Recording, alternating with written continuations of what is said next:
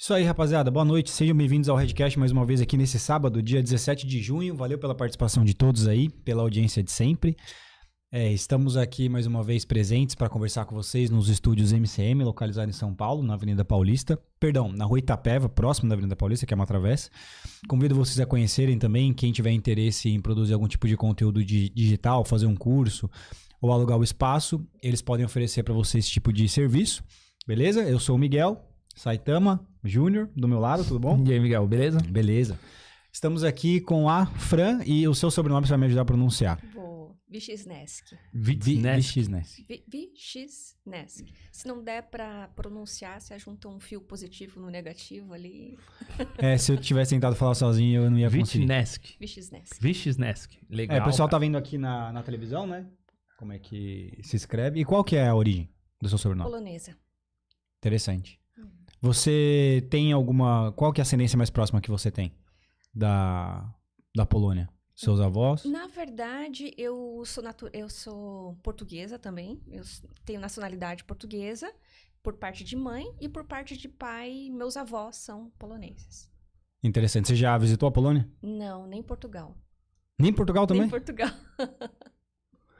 E fala um pouco pra gente sobre o que você trabalha, com que você trabalha exatamente, onde você tá. Eu sei que você tá no Insta, né? Você tem também perfil no conteúdo no YouTube ou não? Só no Instagram? Tenho, mas é pouca coisa no YouTube, tô começando agora. O meu lugar mais forte, assim, é o Instagram. No Instagram mesmo, né? Você tem alguma coisa no TikTok também, não? Kawaii? Só Insta mesmo? Não, só Insta. Tá, e como que você começou exatamente? Sobre o que você fala? Qual foram as suas motivações? Qual é o seu objetivo ao trazer o conteúdo? Uau! Bom, eu tenho formação em psicologia. Uhum. Antes de fazer psicologia, eu me formei em administração de empresas também. E por algumas questões aí, eu morava fora do Brasil com meu esposo. E por não conseguir ficar sem fazer nada em casa, eu pensei assim, poxa, eu preciso distribuir conteúdo para a internet, né? Meu marido trabalhava o dia inteiro, minhas filhas ficavam na escola período integral, porque né, lá o sistema é diferente daqui de escola. E antes de ir para fora, eu dava aula em universidade para o curso de psicologia. E chegou uma hora que eu pensei, poxa, eu tenho muita coisa para compartilhar. E comecei a distribuir conteúdo para internet. Só Legal. que quando a gente chega assim sem saber como é que é, né? Como que a gente tá pisando ali num terreno que a gente não conhece, um terreno novo. E de certa forma eu comecei a expressar os meus valores na internet, junto com os conhecimentos de psicologia, e comecei a entender que não era o que o pessoal queria, porque principalmente da parte da psicologia, vinha porrada daqui, porrada dali, no sentido de, poxa, você está falando de valores, de fé cristã junto com psicologia, e daí que eu comecei a conhecer que eram coisas controversas, né? Não deveriam ser, eu acho, né? Mas ultimamente se tornaram, né? Se tornaram. A modernidade. No mundo contemporâneo, né? Sim. E como que você conseguiu lidar com esse conflito, né? A primeira pergunta que eu quero fazer, como que a psicologia entende essa pressão da internet, dos comentários? Como que isso te afetou? Você que já era do ramo, trabalhava com isso, foi difícil de lidar? No começo, sim. No começo é um baque. A gente passa aí por algumas avaliações do que realmente importa pra gente. E eu decidi ficar com os meus valores e com o que eu acredito, né? Então... por exemplo, o Conselho Regional de Psicologia caiu em cima e eu escolhi suspender o meu registro de psicólogo. Não, peraí. Então você foi suspensa, no caso, pelo Conselho Regional de Psicologia. Não, eu suspendi. Mas por qual motivo eles estavam em cima de você? Porque eu não podia falar de cristianismo, de Jesus, sendo psicóloga. Mas você não podia falar para os seus pacientes ou você não podia falar nas suas redes sociais? Redes sociais. Caramba, tá assim a perseguição, então? Tá. Para os pacientes, não tem problema. Para os pacientes, não pode. Não pode falar. Existe o código de ética da profissão. Eu conheço muitos psicólogos cristãos, inclusive, que me seguem, que eles falam, né? Eles falam. Só que você acaba tendo que não andar embaixo de um código de ética de uma profissão. Uhum. Né? Então, é um paradoxo. Ah, então cristão vai ficar sem psicólogo? Não, de maneira alguma, tem que ter. Inclusive, deveria ter exatamente uma categoria, alguma coisa assim específica, né? E isso é ainda muito moderno para entrar na cabeça de alguns. Mas é bem complicado isso. Muita gente deixa de fazer terapia por não encontrar um psicólogo, uma psicóloga que tenha valores parecidos. Mas assim, teoricamente, você não pode fazer um proselitismo pra cima da pessoa. Ou você não pode fazer uma acepção de pessoas, por exemplo. Você não vai querer converter ninguém no processo terapêutico, né? Isso é proselitismo. Nem é objetivo. Exatamente. Ao mesmo tempo, você também não vai fazer uma acepção de uma pessoa, por exemplo, eu não vou pegar o seu caso, eu não vou atender você mais, porque agora eu sei que você é o bandista, por exemplo. Uhum. Você não vai desqualificar uma pessoa por causa da religião dela. Mas fora esses casos assim, eu não vejo como a pessoa não pode falar nas redes sociais sobre a fé dela, não pode falar a respeito de, enfim, até mesmo dos valores, como você falou, cristãos, para os pacientes, ou para, de repente, se é o filho que tá ali, a mãe às vezes quer, né? Escolheu você por causa disso, te acompanha e vê, eu gostaria que você veja aí o caso do meu filho, veja, por exemplo, o que ele pode precisar. Eu não vejo por quê. Sim, mas deixa só deixar claro aqui algumas coisas, né? Por exemplo, chega no consultório, eu não atendo mais em consultório, né? Já faz alguns anos. Mas quando você está num consultório, você recebe pessoas de todos os tipos, todas as crenças, e você atende com total respeito. Só que o que acontece? Existe, na teoria, uma neutralidade do profissional. Ou seja, você está ali com técnicas e com ciência para atender aquela pessoa. Só que, ao mesmo tempo, os seus valores, querendo ou não, interferem na tua maneira de atender. Certo. Algumas pessoas dizem que não, só que isso é meio seletivo. Você entende? Não. Valores cristãos não podem passar na neutralidade do terapeuta ali. Mas outras coisas passam. Por exemplo, se o terapeuta tem uma dificuldade no casamento dele, facilmente isso, digamos, transborda pelos poros dele se ele está atendendo alguém que tem problemas no casamento. Só pedir para você, por gentileza, falar mais perto do microfone, bem direcionado, para que o pessoal tá vem um pouquinho mais baixo. pra frente. ou joga o microfone pra perto. Perfeito. Isso. Mas eu fiquei curioso para saber o seguinte, tá? Na minha posição de leigo, o que eu interpreto, né, no que diz respeito à saúde mental, até comento de forma superficial para algumas pessoas, que eu acho que é importante você levar em consideração atividade física, alimentação, descanso. E eu acho que a espiritualidade, independente de como você acredita, qual você pratica, é importante para a saúde mental. Como que a psicologia entende a espiritualidade na hora de você tentar melhorar a saúde mental das pessoas? Então, nossa, tua pergunta foi perfeita, assim, porque existem algumas abordagens dentro da psicologia positiva, que é uma psicologia americana. Existem alguns autores como Jung, Viktor Frankl, que falam muito da importância da espiritualidade. Inclusive, eu que tenho uma visão tradicional cristã, eu acredito que nós somos corpo, espírito e mente. Então, qualquer coisa que a gente precisa para tratar o nosso emocional, não tem como a gente não considerar essas três áreas. E isso é um dos motivos que eu decidi não trabalhar mais no consultório. Porque eu não acredito, por tudo que eu vivi, estudei e acompanhei, inclusive de pacientes e alunos, não tem como você cuidar do emocional cuidando só do emocional. Por exemplo, para você cuidar do seu emocional, você tem que cuidar da saúde física do teu cérebro. Então, assim, ingerir água, pode parecer aqueles papos, né, bem, como se diz? Chato, né, que todo mundo fala. Só que o teu cérebro precisa de uma quantidade X de água para funcionar bem. A produção de neurotransmissores, hormônios. Então, não adianta você só fazer terapia, estou numa depressão, estou com ansiedade, estou com isso, com aquilo, se você não traz uma condição física, fisiológica para o teu cérebro. Então, envolve corpo, espírito e mente.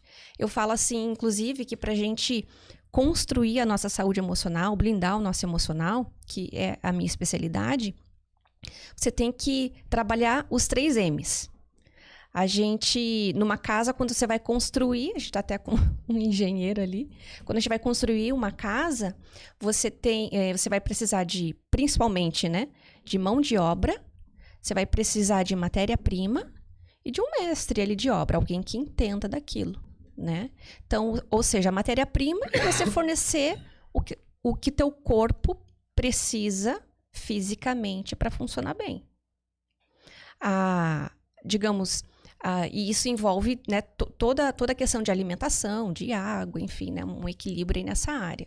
Você tem que ter um mestre de obras, que seria alguém que te conduza para isso, para o teu desenvolvimento de autoconhecimento, um mentor, um psicólogo, alguma coisa assim, né?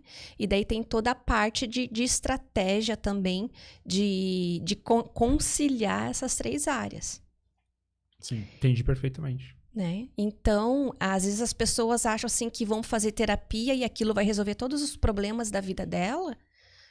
Meus traumas, meu isso, meu aquilo, meu casamento. Só que elas vão e depositam todas as fichas naquela terapia, só que ela vai só naquilo, não cuida do espiritual, não cuida da saúde física, acaba não tendo o sucesso que deveria e acontece que daí a pessoa fala, não, terapia não é pra mim. Entendi, vira uma muleta também, né? Exato. Existe uma ordem para isso ou não? O ideal seria que a pessoa começasse através dessa matéria-prima, reorganizando de onde ela consome esses recursos para que eles sejam de qualidade, como você disse, melhorar, por exemplo, a alimentação, atividade física. Você passa esse sentido para as pessoas? Você tenta identificar isso ou não é necessário que comece por aí? É que depende de cada história, né? Cada pessoa vai trazer uma situação específica. Mas o que eu acredito que geralmente deve ser a primeira coisa é você cuidar da parte física.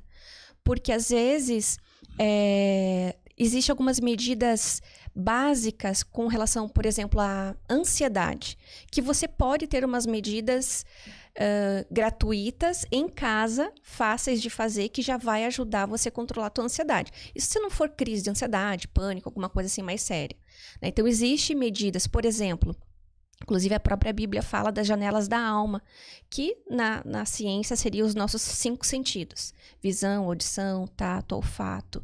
Então, assim, essa consciência do que entra e do que sai diariamente dentro de você, do teu corpo, da tua mente. O que você consome de conteúdo? Isso te causa ansiedade? O que você come muito doce? Você isso, você aquilo? Então, buscar o equilíbrio nessas coisas já ajuda na ansiedade, por exemplo. Só que tem gente que vai estar, às vezes, num estágio tão avançado que não vai conseguir nem olhar para isso. No estágio avançado de problemas, você quer Problemas. dizer? Tá. Isso. Então, daí já tem que ir para um psiquiatra, entrar com uma medicação para levantar a pessoa, para dela conseguir olhar. Tem gente que não vai conseguir sair da cama no momento. Entendi.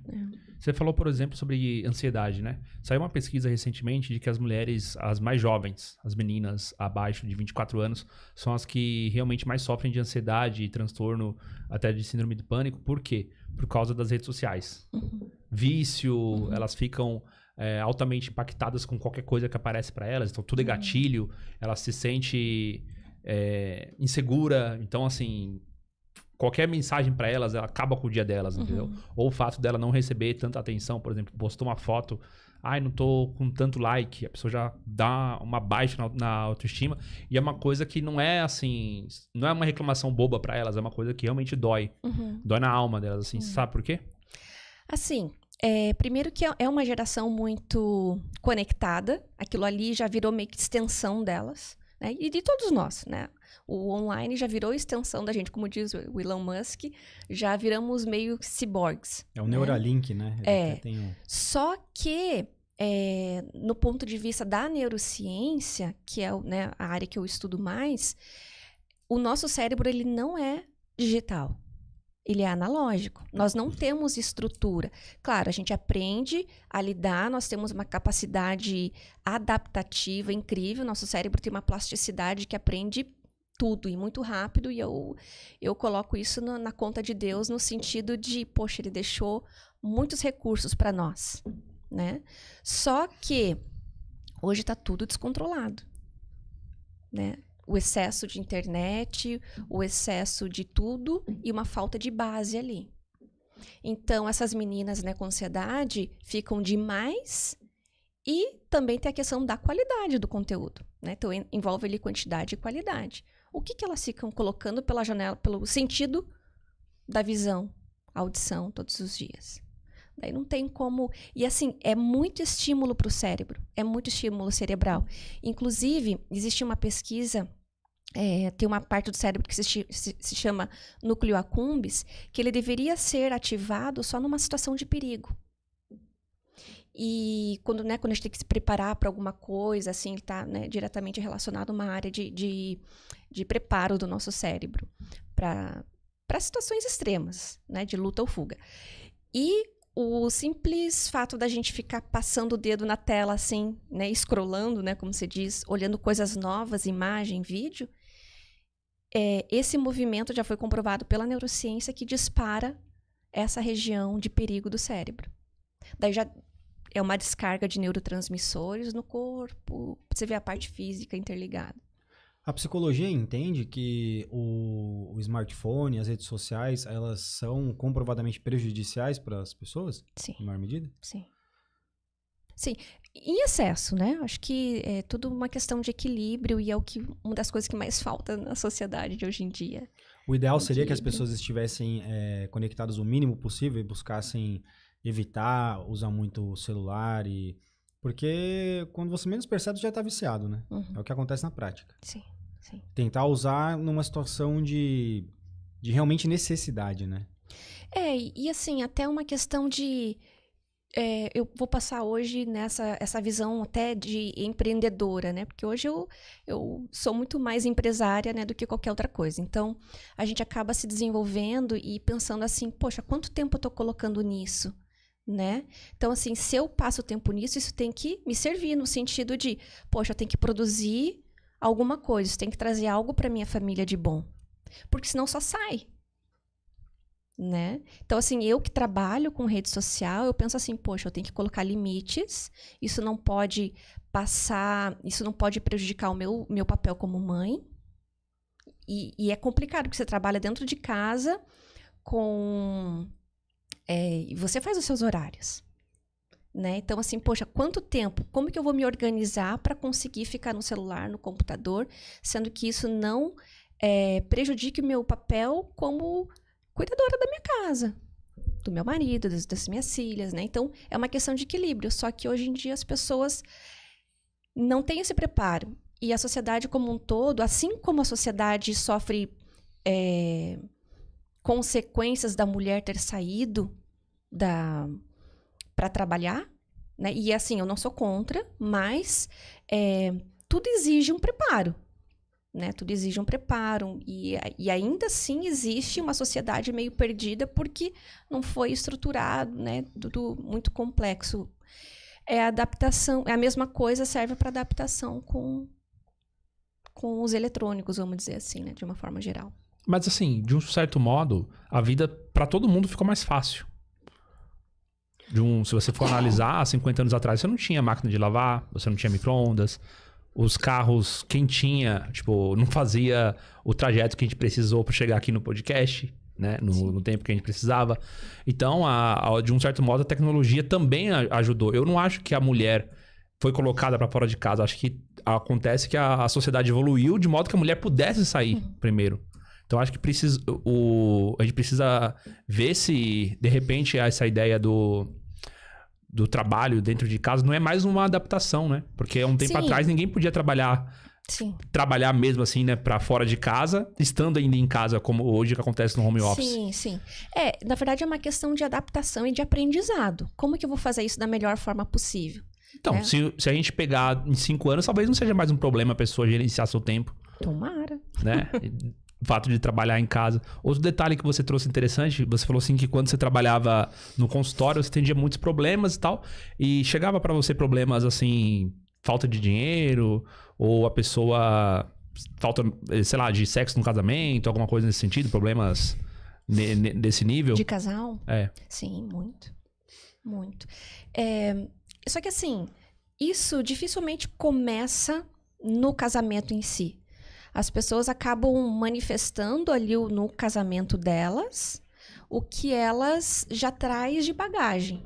Já trazem na bagagem delas não saber lidar com as emoções, não saber como reagir, como lidar. Às vezes, elas misturam os papéis, né? Trazem coisas da vivência dos pais, que teve com o pai e com a mãe em casa, e deposita isso no marido, né? Na relação com os filhos. Então, dificilmente começa ali.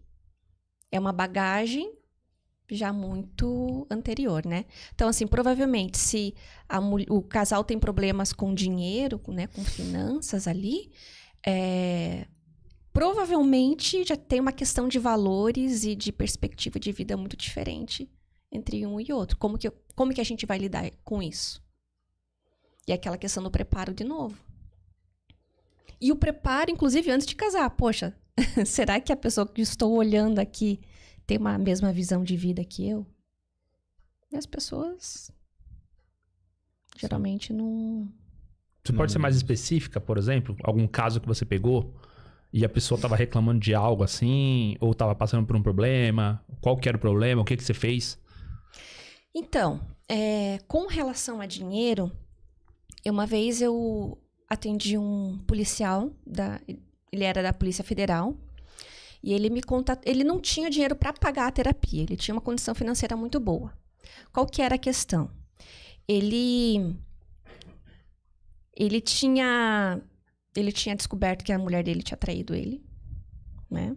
Então, ele, por mensagem de WhatsApp, ele tinha até, por ser da Polícia Federal, ele conseguiu de alguma forma hackear o celular dela, descobriu todo o caso. Então, ele me contatou, porque geralmente é a mulher que busca auxílio para o casamento, na grande maioria das vezes. Mas nesse caso foi o contrário, foi ele que me contatou. E, de certa forma, ele queria que eu consertasse a mulher para ele, né? Só que ali tinha questões a ser melhoradas dos dois lados, né? Dos dois lados. Então, nada justificava o erro que ela teve, mas ele também tinha atitudes que não... É complicado porque entra em questões éticas, né? De revelar as coisas assim. Uma dessa pessoa tá assistindo agora. Já pensou? Mas foi complicado, assim. Então, ela gastava muito, né? Inclusive, o dinheiro dele tinha descontrole. E ele tinha uma posição boa, acabava até não se importando tanto quanto a isso. Só que depois que ele descobriu a traição, ele fechou a torneira. Né, começou a controlar melhor as coisas. Enfim, daí surgiu vários tipos de briga, violência em casa. Sim. O que eu queria saber, a gente comentou sobre o impacto das redes sociais negativo na vida das pessoas. Se você já acompanhou isso ou já falou sobre esse assunto, sobre uma coisa que é muito comum entre os homens, principalmente, né? Eu acho que para as mulheres é mais um Instagram, esse tipo de egoísmo, no sentido de validação, de likes, de seguidores, e para o homem é pornografia e masturbação, principalmente. Como que a psicologia entende o impacto disso na vida do homem? A psicologia... Você já pegou algum caso também de vício em pornografia? Olha, como psicóloga não, apenas como conselheira daí de alguns projetos voluntários que eu faço. E pornografia, não só da parte de homem, mas de mulher também, tá? Eu já não é tão comum, né? Mas eu já peguei, porque existe. Uhum. Então, assim, a pornografia, ela é um vício. Ela é um vício, ela é um caminho neural que é feito no nosso cérebro, né? Como que eu posso explicar um caminho neural? Sabe quando tem aqueles caminhozinhos de formiga, que ela anda na grama, e daí você vê de longe, assim, que acabou ficando fundo, fez até uma valetinha na grama, porque elas passaram tiraram tanto folha dali que fica uma valetinha ali. A trilha, o rastro. Uma trilha, Sim. Isso, exato. Um caminho neural é isso. Tá. No começo tem a primeira sinapse, é o primeiro contato ali com o vício. Então ainda não tem um caminho. Foi só um contatinho. Depois a pessoa vai de novo. Vai fazendo a valetinha, o caminho, né? Então fica uma coisa ali muito fácil, uma trilha de muito acesso, uma estrada, uma sei lá, uma highway, alguma coisa assim. Então, todo vício tem o mesmo mecanismo. Tanto de pornografia, quanto em droga, cigarro, né? Qualquer vício tem esse mecanismo. Só que, do ponto de vista da psicologia, existem algumas coisas controversas, tá? Isso, aqui eu tô colocando daí questões minhas, pessoais, de valores, né? Sim. Pelo que eu acredito, por ter uma formação cristã, né? Então, o que acontece? A psicologia, ela incentiva a masturbação. A psicologia. Né? Porque envolve uma questão de você conhecer o seu corpo e tal. E eu acredito, poxa, não, você tem que conhecer seu corpo, né? No casal ali, vocês têm que ser felizes e tal. Só que, quando que a pessoa vai saber qual que até onde vai essa linha tênue? Poxa, eu posso me masturbar, mas até onde isso é saudável? Até onde isso não vai virar um vício? Entende? Então, eu acredito que é muito mais saudável para a perspectiva do casal, e agora vou considerar aqui o casal casado, né? É muito mais saudável um guardar isso para o outro. Mas pelo que eu entendi, através do que você explicou, a psicologia não entende que a masturbação tem um problema se não praticada em excesso, mas a pornografia, ela não pensa da mesma forma. Não, isso. Só que daí como é que a pessoa vai saber? É que é muito difícil você falar de masturbação separado de pornografia, né? Na maioria das vezes eles vão estar juntos. Sim. Então, é uma ilusão você falar, não, tudo bem você se masturbar, mas você vê pornografia na pessoa, vai acabar fazendo os dois, na maioria das vezes. Vai ser prejudicial. Então, o ideal é que realmente não faça, né? Seria o mais correto. Por isso que eu falo, existem muitas coisas controversas. E as pessoas não têm noção disso. Né? Eu não sou a favor, só que isso é uma questão pessoal minha. Só que a psicologia já defende, inclusive para crianças. Masturbação para crianças, é isso? A psicologia moderna defende isso? Conhecer o corpo. A partir de qual idade, exatamente? Depende da criança, porque tem criança que vai ter uma curiosidade mais cedo, né? Depende do estímulo que recebe, do que... Entende? Você acha que isso tem alguma coisa de útil que pode ser trazido no sentido de educação sexual para a criança, é isso ou não? Na sua opinião, como psicóloga? Isso pode, talvez, se a criança procurar conhecer melhor o seu próprio corpo, pode trazer nela uma mentalidade de não deixar alguém tirar vantagem, se aproveitar, ou é bobagem que eu tô falando? É que assim, né? A criança, na verdade, ela tem uma noção pura. Ela toca alguma região ali por querer ou sem querer, e ela não tem nem a conotação de que aquilo ali é sexual. Ela só sentiu que é uma região que vai ter mais nervos, mais, né? Então, poxa, aqui é diferente do que pegar no meu joelho, né? E não necessariamente ela tem esse instinto, essa tendência, esse olhar sexual para aquilo. Só que, geralmente, as crianças que têm um olhar para isso é porque já tiveram algum contato com o meio, com adultos, com a família, amigos, que já induziu, de alguma forma, já foi inserido um viés sexual para aquilo. Não sei se respondeu a tua pergunta. Eu entendi. Você também estava falando sobre a questão do casamento. E no caso, o exemplo que você deu foi de traição. Qual a sua posição sobre traição no casamento? Perdoa, não perdoa? Depende do caso? Poxa. Eu acho que depende do caso. Qual que é o caso que não... Em 100% dos casos não é pra continuar? Assim, é que isso... que eu acredito, né? Eu acredito que o casal tem que seguir um acordo. Né? Se eles entre si decidem esquecer e perdoar, eu acredito que estão felizes e conseguem lidar bem com isso. E perdoar não é esquecer, né? A gente fala esquecer e tal, mas é só no linguajar, porque não é esquecer. Isso é amnésia. Né? O perdoar, ele envolve um trabalho em cima disso. E geralmente o casal precisa tomar consciência de que o perdoar, individualmente falando, é mais por mim do que pelo outro. E daí os dois desenvolvem esse mecanismo. É mais por mim do que por ele. Porque o perdão é você soltar a brasa que tá queimando a tua mão. né? Ou não tomar o veneno que, né? É isso. Só que o casal precisa entrar num acordo. Eu já vi pessoas que teve muitos casos de traição, inclusive na igreja, inclusive líderes religiosos, que teve casos de traição, alguns casos, e depois eles de alguma maneira reconstruíram de uma forma tão bonita aquilo, que ninguém mais acreditava que era possível, que aquilo virou até um motivo de movimento, no sentido com os jovens. Olha, não valeu a pena, foi triste, foi isso, foi aquilo. Virou um movimento de, poxa, olha, nós erramos, olha só. Então, eles, de certa forma, eles tinham propriedade para mostrar o outro lado. Só que tem casos, daí quando o casal não lida de uma forma saudável, que daí vai ser um... Não, mas eu não tô nem falando se é traição só. Eu tô dizendo o que tipo de caso não envolve você perdoar a outra pessoa e continuar com ela. Por exemplo, agressão. Por exemplo, roubo. Tem muito caso de um parceiro roubando o outro. Tira o dinheiro da conta, não conta. Gasta com o amante. Uhum. Faz... Tipo, sabe, favor pra família, ou gasta com futilidade, tem bastante coisa acontecendo nesse sentido. Ou até mesmo, sei lá, se for o caso de traição, né?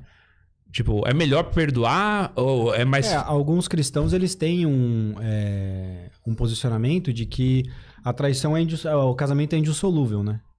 Então, como que você interpreta isso? Através do que o Júnior tá querendo dizer. Porque... Pelo cristianismo, se casou e houve traição, é necessário exercitar o perdão. Sim, mas eu penso assim que é aquilo, como eu falei, assim, às vezes o casal encontra um mecanismo de lidar com aquilo, né? Às vezes não. Então, eu acredito que às vezes Deus é a favor de uma separação. Né? Se houve, tem risco de vida, alguma coisa assim, muitas traições e tal. Mas eu prefiro falar da minha posição pessoal. Tá? Eu me sinto... Porque daí envolve a particularidade, identidade de cada um e de cada casal, né? Mas eu, Fran, né? Eu sou muito... Um valor que é extremamente forte e necessário e essencial para minha vida é a lealdade, né? E para mim, lealdade não envolve só questões de traição, no sentido sexual, né? De agir ou de pensar, né, com relação a outro homem, ou meu marido com relação, né, a outra mulher. Por exemplo, eu fazer coisas escondido, comprar... Sabe essas coisas que às vezes a gente vê da mulher comprar coisas escondidas, esconder, e pro homem não ficar sabendo? Não, deixa eu guardar antes que meu marido... Poxa, olha, às vezes a pessoa, a mulher que faz isso, ela não tem noção do tipo de relacionamento que tá criando. Baseado em mentira. Então, se for ver a traição, a lealdade, existe muitos vieses que começam com coisas, entre aspas, pequenas e inofensivas, dificilmente vai direto para um ato sexual com outra pessoa, né? Então, eu me permito sujar por coisas pequenas? Fran, eu não me permito. Por mim, pela minha família, né? Então, é questão de valores. Por isso que eu defendo tanto a bandeira de que a sociedade precisa de valores. Mas então você não perdoaria, é isso que você tá querendo dizer? Já que você age dessa forma, você também espera essa contrapartida. Eu espero, mas no meu casamento não teria. Não, sim. Mas então, se você estivesse na posição de indicar pra uma pessoa, você indicaria pra ela não perdoar, digamos assim? Não, eu não falaria isso. Depende da pessoa. Você esperaria o contexto? Pelo menos não tá dizendo que... Não. O certo é perdoar e ponto, acabou, né? Então, isso é uma coisa que eu queria, isso é uma coisa que eu queria saber da sua opinião, porque você é um cara que também estudou muito cristianismo, entre outras coisas. Essa vertente de perdoar a traição, que a gente já ouviu aqui no Redcast algumas vezes, eu tenho uma perspectiva que é um tipo de contaminação moderna no cristianismo. Tá correto ou não? Ou realmente precisa perdoar? Porque, assim, o que eu quero dizer? Que hoje a gente vive num mundo em que você precisa ser mais tolerante. Tudo é tolerância, tem que ser tolerante. Mas a própria Bíblia e o cristianismo é intolerante em várias coisas. Existe muita intolerância na Bíblia. Existe muita intolerância no cristianismo também. Você não tolera promiscuidade, você não tolera traição, você não tolera homicídio e assim por diante. Qual que é a sua opinião? Nossa, tinha uma frase do padre Garrigou Lagrange que ele vai dizer que nós somos tolerantes na prática, mas não nos princípios. Nós somos tolerantes na prática porque nós amamos, mas não nos princípios, no sentido de o que é certo, independente do que as pessoas estão fazendo. Independente se tá todo mundo traindo mais ou menos, o que é certo. Mas na prática você tolera aquilo. Mas é sempre tolerar como um mal menor. E é esse o ponto de divergência. Muita gente acha que, na verdade, é o seu dever, é o seu papel. Não, você tem que tolerar muitas vezes como um mal menor, porque se você for analisar, talvez aconteça um mal maior ainda. Foi, por exemplo, o que Cristo fez com a Maria Madalena na questão do apedrejamento. Na hora de tacar pedra, ele falou, não, mas peraí. Quem não tiver pecado, que atire a primeira pedra. Por quê?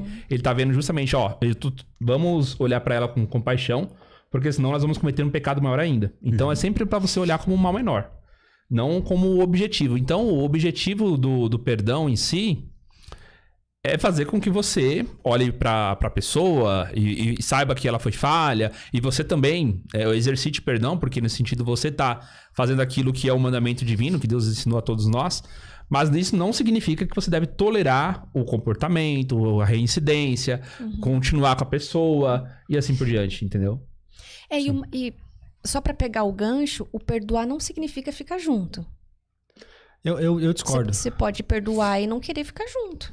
Eu acho que é uma forma de ser malandrovski nesse caso. Será? Eu comentei até com o último convidado que nós falamos sobre esse tema, que foi o que eu disse. Eu disse o seguinte: é uma forma de você ser egoísta e ao mesmo tempo exercitar o perdão. Mas no casamento, você tá falando? Numa situação em que você, sim, nesse tipo de configuração, no adultério principalmente, né, que é o mais contundente de todos os exemplos, que mais afeta as pessoas. Você foi traído sexualmente falando e assim por diante. É muito simples, né? E você não tá realmente exercitando um perdão verdadeiro. Você consegue ser egoísta em grande medida. Se você não vai com a pessoa, não faz tanta diferença assim. É o que eu chamo de perdão de Taubaté.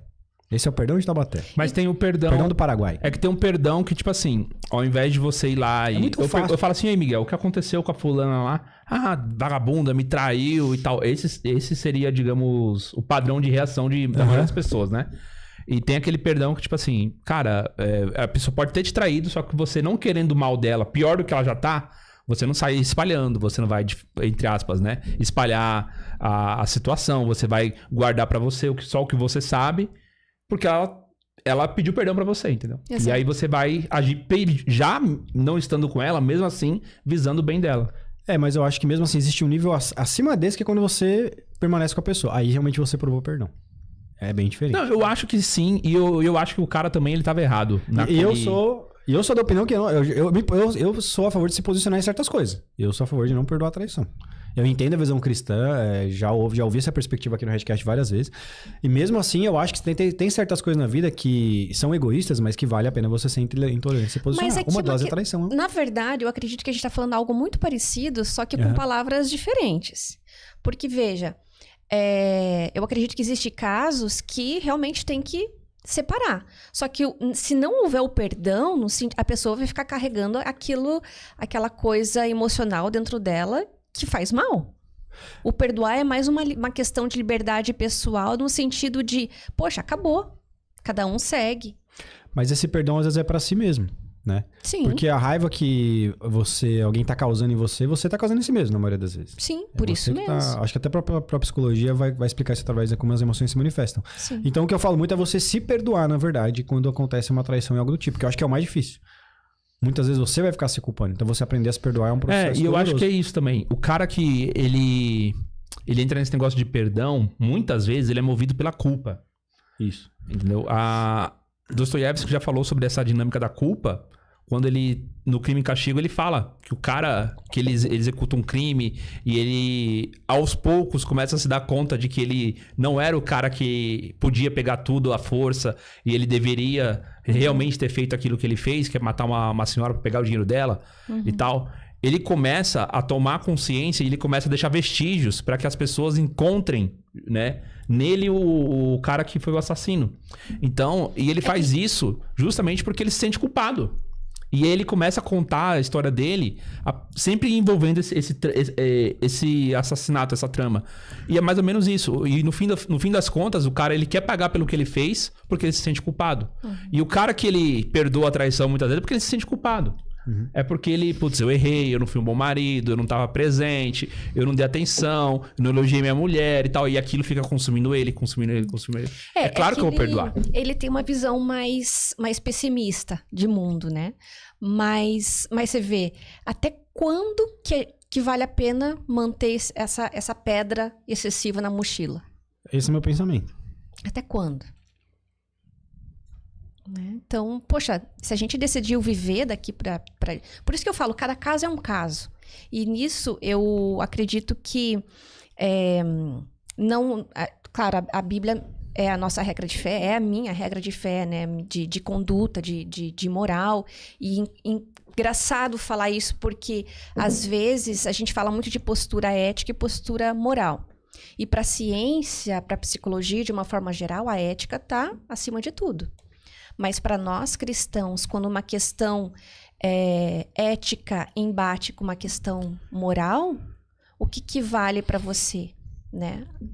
Você vai abraçar a ética ou a moral? É muito filosófico isso, mas tem a ver com o que a gente está falando aqui. Ou seja, eu fico com o que a Bíblia... Se eu tiver dúvida, eu fico com o que a moral fala, com o que a Bíblia fala. Uhum. E quem é mais fácil de perdoar, homem ou mulher? Pela sua experiência. A mulher perdoa mais fácil. É mesmo? Velho. Ainda tá assim? Tá, digamos... Tá certo, atualizado esse panorama na sua visão? Não, eu acredito que sim. Pelo que eu recebo de relatos, né, principalmente no Instagram e redes sociais, as mulheres, elas perdoam com mais facilidade. Eu tenho uma seguidora, né, ela pode até estar assistindo agora nesse momento, que ela teve um caso de traição, ela traiu o marido. Né, você tinha perguntado de um caso, eu lembrei desse agora. Só que eu nunca tive contato com ela é só uma seguidora mesmo. Contato físico, né? Ela traiu o marido, ela vive num contexto religioso, evangélico, e o marido perdoou. Só que ela vive uma crise tremenda emocional hoje, porque ela não se perdoa. Ela se sente suja, imunda, ela fala assim, ó, Deus me perdoou, meu marido me perdoou, mas eu não consigo esquecer o que eu fiz pro meu marido. Então, ela tem esse conflito intenso dentro dela de não conseguir se perdoar. E, quando a gente fala de questão, a pessoa mais difícil pra gente perdoar é nós mesmos, né? Uhum. Ela tem filhos ou não? Tem. Acho que às vezes é pior ainda, né? Uhum. Eles descobriram? Não tenho essa informação. Mas o marido, sim. E o marido é mais decidiu. difícil ainda ainda mais se você vê... eu vi um caso também de um camarada que ele traiu a esposa, tinha família e tal. E quando ele percebeu, né, o desgosto no semblante do sogro dele, da mãe da esposa dele, da filha dele, foi uma coisa que realmente até hoje ele não conseguiu se perdoar também. Eu acho que concordo que esse é o perdão mais difícil de você obter, aquele perdão pra si mesmo. Isso quando a gente tem valores dentro da gente. Né? Quando a gente se importa, que a gente quer fazer as coisas certas. Porque tem gente que também tá nem aí, não sente também, né? Mas aí é psicopata. O pessoal acha que traição é aquele negócio de novela, né? Que no máximo que vai acontecer, às vezes o cara dá umas bolachas na mulher, ou a mulher riscar o carro do cara, jogar pedra no vidro, mas é bem mais profundo. O dano que vai gerar é bem maior do que esse material, digamos assim, sim, né? Sim. Ou superficial, é muito pior. E é legal você falar do dano material, porque às vezes a gente aborda, principalmente os psicólogos, né, só mais as questões emocionais. Mas isso vira uma bola de neve tremenda, inclusive na divisão de bens e em tudo que acaba tendo consequência no emocional e na vida espiritual, inclusive de parte financeira. O divórcio acaba com a instabilidade financeira dos dois, né? Dos dois. Nesse caso, acho que até mais um homem. O homem deve sofrer pra caramba. Eu acho que sim. Eu concordo, porque ele tem inclusive moralmente, aquela questão de, poxa, eu sou provedor. Né? Então, assim, poxa, eu nunca deixei faltar nada. A mulher também tem isso, mas não dá para falar que é a mesma medida, porque não é. Né? Não, a gente não tem aquele senso de responsabilidade, pelo menos né, as pessoas mais tradicionais, enfim. As mulheres, poxa, eu sou provedora ou tal, mas quem tem essa função é o marido. Então, para ele, acho que pega... O homem gasta dinheiro com a casa, a mulher gasta dinheiro com ela. Normalmente, essa frase é dita pelos coaches aí. Você concorda? Que é mais ou menos essa dinâmica? Olha... De certa forma, eu concordo. Eu concordo no sentido de que é o que acontece, mas é uma busca de equilíbrio, né, entre o casal. Não era pra ser assim, né? Não era pra ser. E, inclusive, né, eu lá em casa, meu marido tá ali, ó. Amor.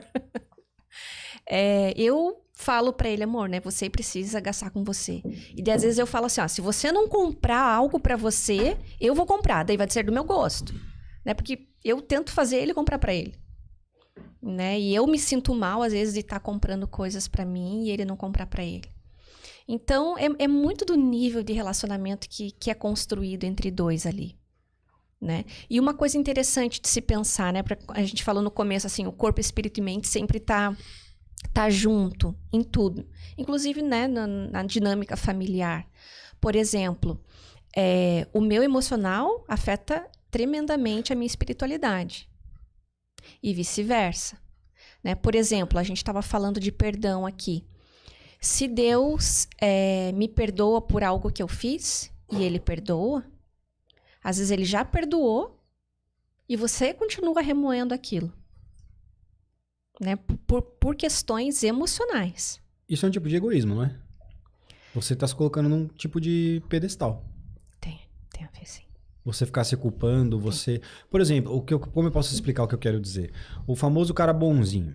O cara que é bonzinho com todo mundo. Ele parece ser o cara que é a melhor pessoa do mundo, que mais tem a oferecer. Mas, na verdade, ele é o cara mais egoísta de todos. É o cara que tá mais preocupado com o que estão pensando sobre ele. Na verdade, ele tem esse desejo profundo, né? De ser o centro das atenções, ou de porque ele merece ser mais notado. Então, no fundo, é um egoísmo muito grande. Sim. Às vezes, a culpa é um egoísmo muito grande. Sim, então... Sim, é de admitir, de assumir. Por isso que uma das condições para... Você vê como é que é sábio, né? É o que a gente aprende. Porque uma das condições da gente receber o perdão é se arrepender. Tá. Perante Deus. Então, você se arrepende para receber aquilo, ou você está só com o ego ferido? Certo. Né? Até é uma linha tênue.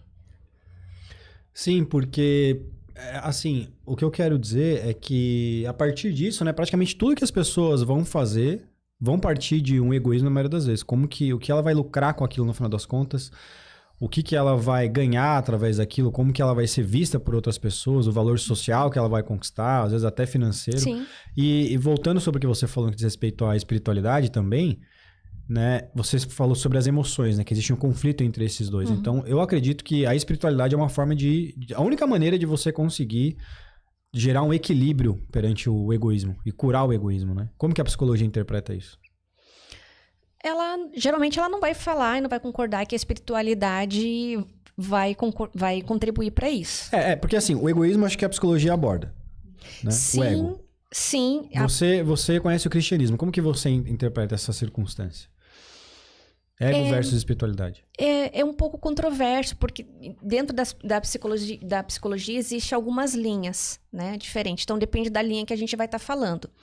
Mas, se a gente for ver para uma psicologia mais a nível prático, moderno, e eu gosto de dizer assim, que até ideológica dos dias de hoje, que eu não concordo, né, não é uma corrente minha, mas, de certa forma, a psicologia prega um egoísmo. Olha o que uma psicóloga está falando. Ela prega um egoísmo. Cuide de você, não interessa os outros, não sei o quê. O que importa é o que você sente. Já parou para pensar nisso? Não, sim, eu enxergo por essa perspectiva, mas o egoísmo ele pode bloquear muito a sua vida. Ele pode travar demais a sua vida, porque como eu disse, você pode entrar numa sintonia que eu chamo de mentalidade escassa, onde você acha que o mundo deve coisas para você. Uhum. E isso você justamente entra mais uma vez numa sintonia em que você não oferece. Uhum. Se você não oferece, ninguém vai querer também retribuir para você essas coisas, né? O segredo para você desbloquear a sua vida é as pessoas desejarem retribuir o que você tá fazendo. Então, para isso, você tem que fazer primeiro. Sim. Se você for egoísta, você muitas vezes não vai para frente. Mas Então, você entendeu que a psicologia, ela diverge disso? eu entendi, eu concordo. Mas qual que é o equilíbrio que você precisa ter pra isso? Eu acho que, na minha opinião, eu tô tentando encontrar essa resposta. E como você estudou essas duas áreas, né? Espiritualidade e psicologia, eu acho importante a gente trocar uma ideia sobre esse assunto, porque, no meu ponto de vista, eu acho que uma das melhores formas de você lidar com o egoísmo, se tornar menos egoísta, é através de um certo tipo de espiritualidade. Total. Acima de tudo. Eu tenho a minha regra de fé, que é a minha comunhão com Deus, e é o que pra mim, serve como um prumo. Olha, peraí, se eu tenho dúvida, se eu não sei pra onde ir, se eu não sei o que fazer, a psicologia tem muitas coisas legais, mas quando diverge do que tá desse prumo, né? Porque o ser humano precisa de algo que coloque o pé dele no chão, né? É valor. Então, eu vou mais pro lado também de que nós somos egoístas. Tudo é vaidade. Sim, é porque Inclusive, a gente ajudar os outros. Fazer voluntariado. Existe um egoísmo nisso, porque você... Olha como eu sou bonzinho. Você tá pensando em como que vai ficar a sua imagem perante outras pessoas, né? Então, quase que... Eu acho que aí, talvez, é praticamente impossível você fazer alguma coisa que não seja egoísta. Tem um diálogo na filosofia que fala que nunca conheci uma pessoa humilde, porque até mesmo quando eu ajudo o outro, eu estou fazendo isso porque me faz bem. Exato. Ou quando eu falo que a humildade é boa, eu tô me colocando ali também, sabe? Como uma pessoa tão humilde, olha só como é que eu sou legal. Então, nunca conheci uma pessoa humilde, pode ser nesse sentido a dificuldade de realmente você entender o significado de humildade, velho. E eu tô tentando trazer isso agora, porque assim, no nosso conteúdo, uma coisa que a gente fala muito pra homens, principalmente, né? E dentro disso, um dos temas é o desenvolvimento pessoal. Legal. O que você vai ganhar na sua vida. O cara tem que ver alguma coisa útil, palpável, que ele vai lucrar com isso, né? Claro que eu sempre acredito na espiritualidade, em praticá-la, mas eu nunca vou conseguir vender pra audiência se eu não conseguir despertar o ego do cara, nesse caso. E eu comecei a achar um sentido pra começar a vender, no bom sentido, né? A espiritualidade pros homens praticarem, porque eles vão ver que eles vão ter a ganhar no desenvolvimento pessoal deles. No sentido de ser uma coisa que vai fazer com que eles sejam menos egoístas e assim a vida dele vai andar mais pra frente. E eles vão ter mais oportunidades assim por diante. Prosperidade. Se a gente lê Provérbios, e Provérbios tem 31 versículos, você pode ler um por dia, né? Provérbios, pra mim, claro, né? Não desmerecendo ou diminuindo a Bíblia, mas é um livro de desenvolvimento pessoal, profissional, você aprender a fazer bem feito, você colocar, né, ser diligente no que você faz. Então, eu leio Provérbios e penso na minha vida profissional. Não, eu dou até um exemplo, nem de coisas práticas. Um exemplo, julgamento. Julgamento é uma coisa que trava muito a vida das pessoas. Você julgar muito próximo, né? E pra você não julgar as pessoas, a única coisa que eu consigo imaginar que pode resolver isso é a espiritualidade. E muitas vezes os homens ou as pessoas não têm noção de como você ficar julgando vai travar a sua vida. Sim. Se você aprender a conseguir desbloquear isso e parar de ser assim, né, sua vida vai andar mais. E eu acho que a melhor ferramenta pra isso é a espiritualidade. Porque eu não vou conseguir convencer eles, né? Ou esse discurso não é tão, assim, não é tão sedutor de só utilizar a moral. Não, porque é certo. Porque é o correto, é tudo flores, muito bonito. Não vai convencer ninguém. Mas agora, se eu mostrar que não, se você buscar uma espiritualidade, você vai ter um resultado tangível no seu desenvolvimento pessoal, de verdade, opa, isso é interessante. E eu quero começar a explorar mais essa ideia. Existem outras ferramentas, claro, o espiritual ele é a base e é o mais profundo e o mais efetivo, mas, por exemplo, a PNL, né? Eu tô falando da PNL porque eu comecei a estudar recentemente, né, sobre isso. Ela traz uma perspectiva do que a gente fala e, né, o que a gente fala acaba passando primeiramente pelo esse diálogo interno que a gente tem, da gente com a gente mesmo. Então, como que eu estou me julgando, como que eu estou julgando o outro, né? E o que é produtivo? Que tipo de pensamento é produtivo para você e vai te aproximar do alvo que você quer chegar? Então, quando eu perco muito tempo julgando e pensando no outro, eu deixo de pensar em coisas que vão me elevar. E você tá se projetando quando você julga alguém? Você tá sendo egoísta, não tá? Tem um nível de projeção, mas não é só projeção. Quando você julga uma pessoa, você tá julgando a si mesmo, na verdade, não é? Também. É algo dela ali que pegou em você. E às vezes é justamente o que você tá incomodado nela. Pegou em você de alguma forma. Nunca é totalmente imparcial. Certo. Uma outra pergunta relacionada a isso, tá? Pra gente ir pra próxima. Até voltando no que a gente falou no início do podcast, né? Me chamou a atenção a psicologia não defender algum tipo de espiritualidade, até no sentido de proteção de saúde mental, porque é necessário você ter princípios para proteger sua saúde mental, você não concorda? Concordo. Só que a psicologia, ela não defende valores. Até do São quase a mesma coisa, valores e princípios. Assim, na verdade, existe uma neutralidade completa do profissional, né? Então, o que vai ser trabalhado ali, por exemplo, no setting terapêutico, no consultório, é os valores do cliente. Ele que vai trazer isso, né? Essa é a teoria. Já processos de coach, e uma psicóloga falando também, processos de coach tem essa vantagem, trabalha um pouco mais valores, né? Considera mais os valores no processo de autodesenvolvimento. Mas da perspectiva completa do ser humano, sempre vai faltar a espiritualidade. Mesmo quem não... quem é ateu, quem não acredita, ela sempre vai ter um vazio e um buraco, né? Acho que era Santo Agostinho que falava, não sei se é Santo Agostinho que falava, né? Que o ser humano tem um buraco dentro de si do tamanho de Deus. Certo. Então, tem coisas que não vai ser preenchidas por nada, nem por casamento, nem por estudo, nem por trabalho, nem por dinheiro, por nada. Tem coisas que só vai ser preenchido dentro de si pela espiritualidade. E um ateu pode acreditar nisso ou não. Só que não muda o fato de que é. Né? Às vezes ele vai tentar preencher isso de diversas formas. Pornografia, né? É tudo para preencher um vazio. Egoísmo, provavelmente. Egoísmo. Eu tenho que preencher, não importa com o quê. E geralmente as pessoas querem preencher essas coisas internas, vazios internos, com coisas externas. Coisas fora. Uhum. Compra. Eu quero fazer uma pergunta sobre um tema que a gente não tocou ainda. Você já atendeu alguma menina que já foi, sei lá, trabalhou com conteúdo adulto, fez trabalho como garota de programa, vendia fotos sensuais, por exemplo? Atendi. Quais são os impactos desse tipo de profissão, será que você pode chamar assim, né? Na vida da pessoa?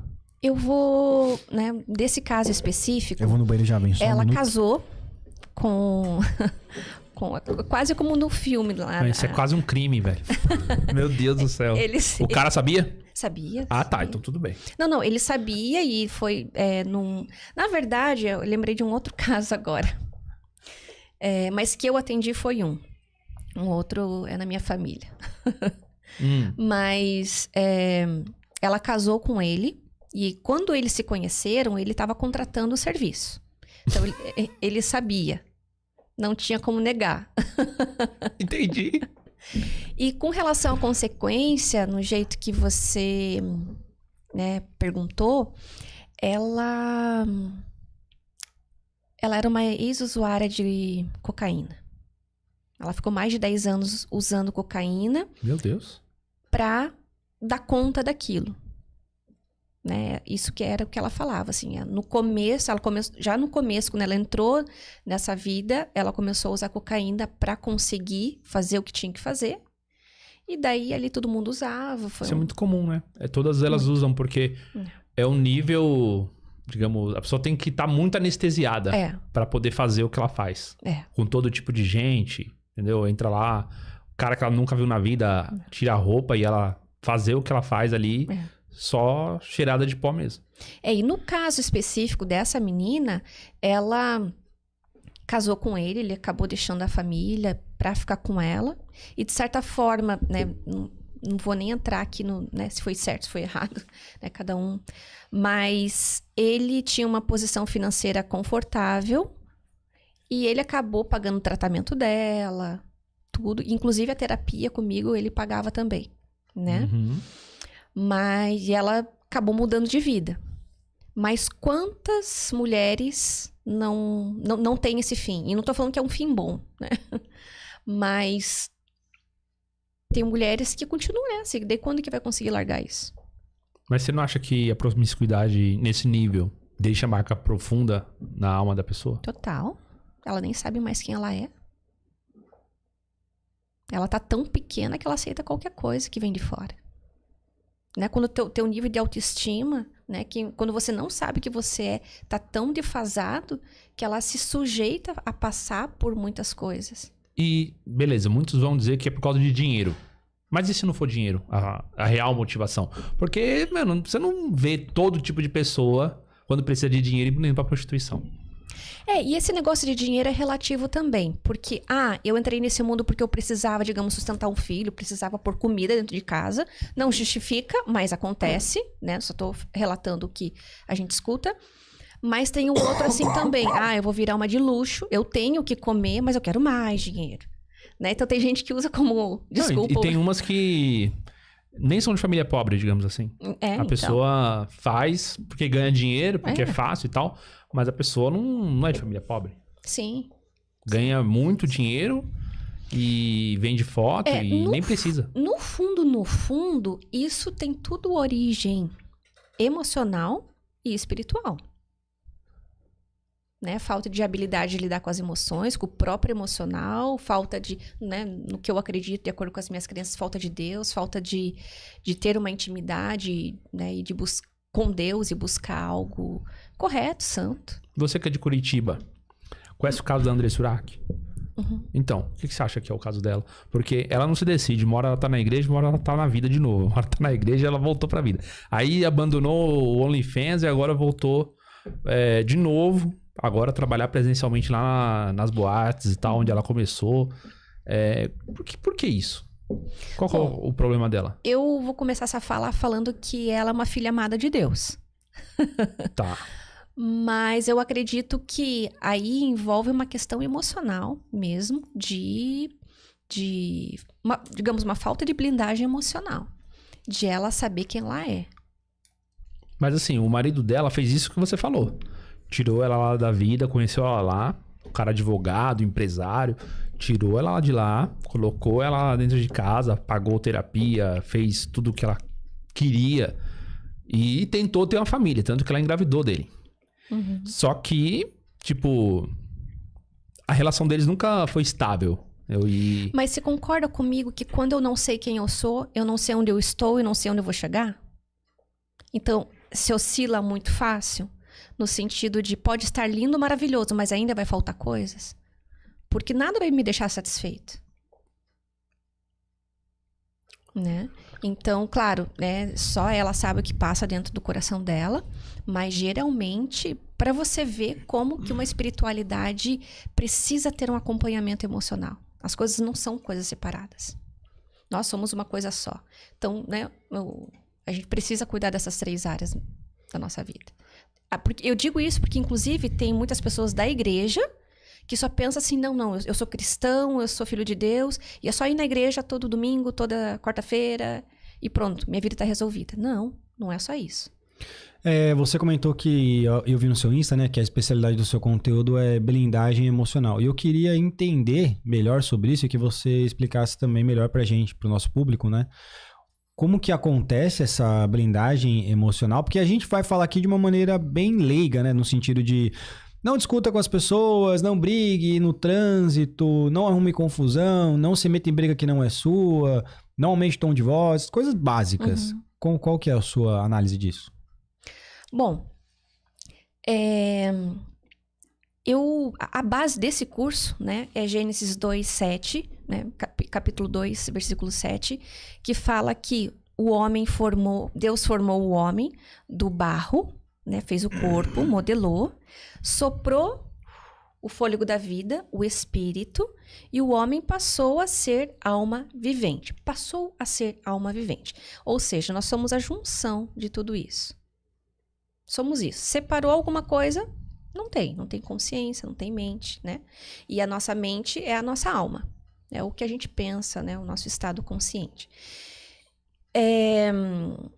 Por isso a importância de cuidar desses 3. E a nossa vida, a gente sente a vida, a gente experimenta a vida através dos nossos sentidos. Certo. Tudo que acontece para nós é através dos nossos sentidos. Uhum. A nossa percepção desde criança, né? Tudo vai acontecendo do jeito que a gente é tocado, olhado pela nossa mãe, enfim. Isso vai criando memórias dentro da gente. E às vezes a gente, né, tem a sorte, sei lá, de crescer num ambiente favorável e nem todo mundo tem, né, essa vivência. Então chega um momento da vida que você pensa assim, poxa, ou eu mudo, dou uma guinada na minha vida, ou melhoro, deixo de sofrer, deixo de pensar nos meus traumas, essas coisas assim, ou eu vou viver pra sempre assim. Eu digo que chega um momento que é o dia do basta, chega. Eu preciso lidar de uma forma mais inteligente pra minha vida, pra eu produzir mais, pra eu cuidar melhor de mim, da minha família, né? E a blindagem emocional nada mais é do que eu coloco 3 passos, né? Pra simplificar pra audiência. A gente precisa entender o nosso emocional, fortalecer e praticar técnicas práticas e fáceis que me mantêm num estado de proteção, de cuidado. Tá. E isso envolve exatamente o que eu falei para vocês no começo, que é esse cuidar da gente diariamente. Das janelas do mundo, da vida. Dos 5 sentidos. São filtros que você vai colocar. Entendi. A PNL fala de filtros, a Bíblia fala janelas da alma. O que entra, o que sai? Eu estou dando condições fisiológicas do meu corpo funcionar bem? A minha produção de neurotransmissores. Eu não produzo serotonina direito. Tem as questões genéticas, né? Mas tem as questões que nós provocamos. A epigenética, que seria o ambiente, que é o que a gente proporciona para o nosso corpo. Você vai estabelecer como se fossem inspeções de qualidade, digamos assim, em cada uma das janelas da alma. Isso, diário. Tem que ser todo dia. Tanto que eu falo muito assim, eu tenho um livro que eu escrevi que se chama O que não te contaram sobre autoestima, e eu trago uma perspectiva cristã e bíblica do que é autoestima. Porque hoje em dia, né, a sociedade moderninha, autoestima é olhar no espelho, gostar do que faz, do que vê, e batom, não sei o que, vaidade. Autoestima não é isso. Isso daí é narcisismo, isso daí é qualquer outra coisa que não é autoestima, né? Então, assim, autoestima é eu me sentir bem, porque eu sou um templo do Espírito Santo, e eu cuido do meu corpo, pra mim, pro meu marido, pra minha família, pra eu ter saúde, né? Isso é ter autoestima. Aqui vem outro nível para baixo, seria a baixa autoestima, e o nível para cima disso é narcisismo, egoísmo. A autoestima está aqui num equilíbrio, vamos dizer assim, né? E nesse livro eu falo da gente cuidar 1% melhor do que eu cuidei ontem. Ou seja, ontem eu tomei muito refrigerante, hoje eu não vou tomar refrigerante. Né? Eu tá tendo consciência de sempre fazer coisas melhores para mim. Né? Dei um exemplo bobo aqui, mas só de coisas práticas que as pessoas consigam desenvolver esse ato de autocuidado. Tá. Posso fazer um comentário?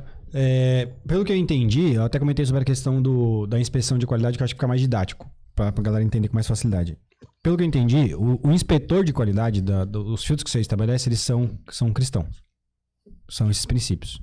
Não, é emocional, cristão e físico. Não é só cristão. Sim, mas assim, quando você me diz que você vai ter uma filtragem do que é bom e do que é ruim, isso tem algum tipo de moral cristã envolvida, como você falou sobre... Tem também, mas inclusive com base na neurociência.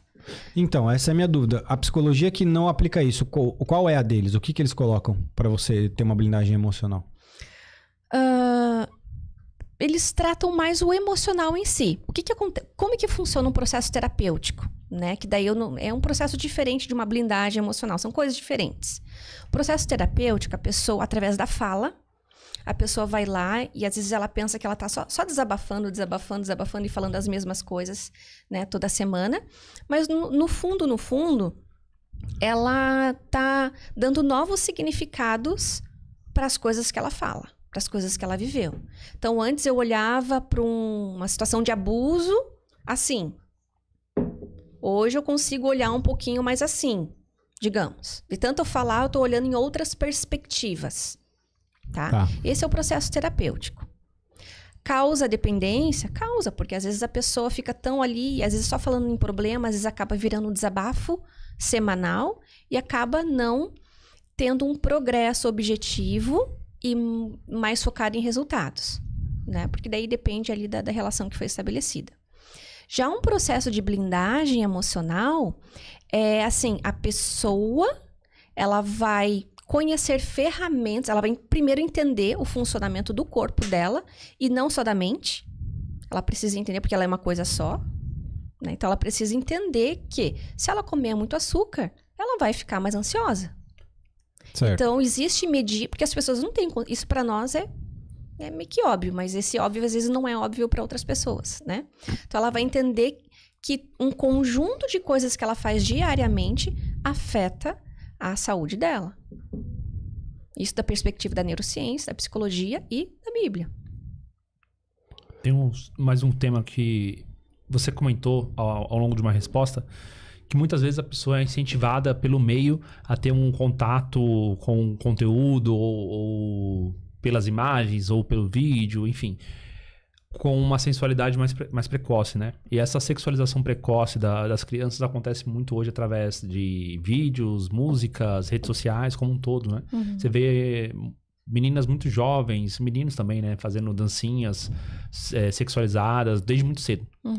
E me lembra agora que na década de 90, nós tínhamos aí a Xuxa, a Angélica, e sem contar a Feiticeira, Tiazinha, Banheira do Gugu, essas coisas passando em TV aberta. Muitas crianças assistindo. E, sei lá, a gente já não é filho de todo esse processo de subversão dos valores?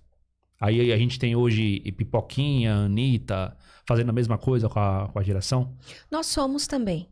Nós somos. Você falou da Xuxa. Meu pai não deixava assistir Xuxa e eu era a única criança que não podia assistir Xuxa. E eu me sentia assim menos, porque a visão de criança naquela época. Eu pensava assim, poxa, só eu que não posso ver Xuxa? Eu não entendia, né? Mas enfim, hoje eu entendo um pouco. Um pouco melhor essas posturas, assim. Mas nós somos frutos disso, sim. E desde sempre teve isso. Mesmo antes de existir televisão, mesmo antes de, né? Sempre teve todo tipo de deturpação e comercialização do sexo e do corpo humano. Não só o feminino, né? O masculino também, infelizmente. Mas o que eu penso? Hoje o acesso está mais fácil. Hoje, né? A gente, em casa, né? Quando a gente começou a ter computador em casa, a gente tinha aquele computador grande, geralmente ficava na sala. Depois o computador foi diminuindo, as pessoas foram tendo computador em casa. E hoje as crianças têm celular em casa, tablet. Se eu não tenho acesso a celular, o meu amiguinho tem. Então, de certa forma, essa qualidade de conteúdo, hoje ela está mais explícita. A gente tem mais acesso. Você tinha falado assim, poxa, mas trouxe vantagens, né, a tecnologia, porque hoje a gente tem mais recursos, ninguém vive sem internet, sem celular, e eu concordo. Só que isso nos deu mais acesso, inclusive a pessoas, só que com menos profundidade. Então a gente fala com mais pessoas, só que coisas mais banais. Isso aí. Vamos pro superchat, Miguel? Só um minuto, tem mais algumas coisas que eu quero saber. O que eu queria entender, porque assim... Como que eu vou expressar isso, tá? Assim, o que eu sinto que a psicologia explica sobre como que funciona o pensamento humano ou a construção da personalidade do caráter tem relação com algum nível de programação social que vão ser estabelecidas talvez em forma de princípios, de crenças que podem ser em certa medida não 100% moldáveis. Né? Querendo ou não, um psicólogo ele é uma pessoa que também teve esse tipo de criação, né? Então, você pode estar lidando às vezes com um psicólogo que ele teve uma estrutura de princípios que são, digamos que, nesse contexto, imorais com relação ao cristianismo, por exemplo. E isso pode ensejar, na sua opinião, numa situação em que ele possa prejudicar o paciente dele? Total. Porque eu vou dar um exemplo que eu quero dizer. Eu tive um camarada que veio falar comigo e a namorada dele, isso me veio na cabeça, né? Ela falava coisas absurdas pra ele. Pra gerar ciúmes, mas bem pesados, que eu nem vou repetir aqui. Ela falava, tipo, aquele cara já fez tal coisa comigo, coisa desse nível. E ele foi procurar uma psicóloga, e a psicóloga disse que era um nível de egoísmo, era coisa de insegurança dele, que ele tinha, como é que é o nome? Ela falou um termo lá que eu esqueci, era ciúmes... Não é ciúmes. Cara, era um termo que era alguma coisa de um ciúmes do futuro, um ciúmes imaginário, putativo, alguma coisa assim. Ela deu até um nome, um diagnóstico pra isso. E aquilo tava tirando o sono dele. Eu falei, irmão, tá errado o que ela tá fazendo, você tá maluco, você não pode aceitar. Porque ela queria que ele aceitasse o que ela tava dizendo, que era o problema era com ele, não com a garota. Então você entende onde eu quero chegar? Se, às vezes, se você não tiver algum nível de moralidade que não seja necessariamente relacionado à biologia, à psicologia, não é o suficiente, às vezes, para você conseguir tratar uma situação de problemática psicológica e traumática, né? Sim. Do ponto de vista prático, né, na questão aí da minha... Vou contar, assim, de acordo com a minha experiência, né? Porque se você for trazer para o que a academia te ensina, eles sempre vão se esconder atrás não, existe a neutralidade do psicólogo. E se você for parar para pensar, a ciência ela é tendenciosa, a ciência tem viés. Então, essa neutralidade é uma desculpa, né, para as pessoas se esconderem. É aí que eu queria chegar. Quando convém, né? Mas isso na prática não existe. Né? O viés ele é muito bem escolhido para aonde ele vai se encaixar. Não existe neutralidade na psicologia, então? Claro que não. Concordo que não existe. Claro que não. Né? Eles vão falar que sim, mas ninguém vai admitir. Mas na prática isso é uma mentira, né? Da mais lavada possível. E assim, por que eu defendo a questão dos psicólogos cristãos e vai ter psicólogos que vai escutar isso, vai xingar, vai vir, porque isso para psicologia, para ciência não é defendido, né? Eles são, não existe psicologia cristã, não sei o quê, blá, blá, blá. Só que eu vou te falar assim como com a maior sinceridade possível, tá? Um psicólogo, ele tem um poder muito fácil de fazer um casal se separar. Muito fácil. Porque a pessoa está extremamente vulnerável ali na frente dele. E se ele não tem princípios parecidos, ele facilmente conduz aquilo em nome da ciência e da neutralidade, conforme a visão de mundo dele. Ele não consegue tirar a visão de mundo dele e deixar na porta antes de entrar no consultório. E ele tem uma posição de autoridade também, né? Ali, sim, né? Sim, de respeito. Tudo que você diz é lei. Eu já vi isso muito. Então, também existe uma outra questão prática que acontece. Às vezes, só um vai fazer terapia, né? Que foi o caso ali que você falou. Isso é bem ruim. Só um se desenvolver, buscar o autodesenvolvimento, autoconhecimento, e outro ficar mais estacionado. Porque, por mais que o psicólogo tenha princípios, blá, blá, blá, essa disparidade não é muito legal. O legal sempre é os dois buscar um profissional com valores, né? Mas se o casal for fazer terapia juntos, melhor ainda. Só que se o casal for fazer terapia juntos, uma terapia de casal, com uma psicóloga que não é cristã, provavelmente em algum momento ela, poxa, mas tá vendo que não existe mais isso aqui? Mas normalmente isso acontece por causa de alguém. É um dos dois que tá nessa vibe. Um deve estar mais na vibe de eu vou fazer porque eu quero dar certo, e um tá na vibe de que, tipo, eu quero a confirmação de que não existe mais. Sim. Ele pode achar que tá... Ele ou ela pode achar que tá na sua razão, né? Mas a questão o psicólogo sem valores, ele vai... Principalmente se ele passou por uma história de separação na vida dele ou dos pais dele, enfim. O que ele vai trazer? Ele vai trazer, poxa, isso aqui já acabou faz tempo. Vai um para cada lado. Não vai nem considerar outras alternativas e questões de valores religiosos. Poxa, será que Deus não tem um outro plano? Uma outra solução? Será? Entende? Então, é bem complicado isso. O que eu queria saber também, uma dúvida que eu tenho, são as emoções que causam os pensamentos ou o contrário? Tostinho é mais fresquinho porque é mais gostoso, ou é mais gostoso que o mais fresquinho? É por aí. Teoricamente falando, começa nas emoções. Porque a emoção, ela é uma reação automática e imatura do nosso cérebro a um estímulo do mundo. Então, ou seja, eu não controlo as minhas emoções. E a emoção é diferente de sentimento, né? Então, assim, a partir do momento que eu começo, daí eu entro naquele processo de metapensamento, que eu começo a pensar do que eu estou pensando, sentindo, ou seja, eu tô triste.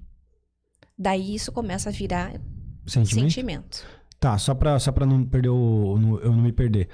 A emoção, vamos ver se é isso. A emoção vem primeiro através dos estímulos exteriores que nossos sentidos vão receber. Você vai ter o pensamento. E aí, a consequência dessa emoção mais pensamento é igual ao sentimento? Não. O sentimento vem antes. É emoção, ou seja, deixa eu te dar um exemplo prático. A gente tá aqui nessa sala, de repente aparece um leão ali na porta, né?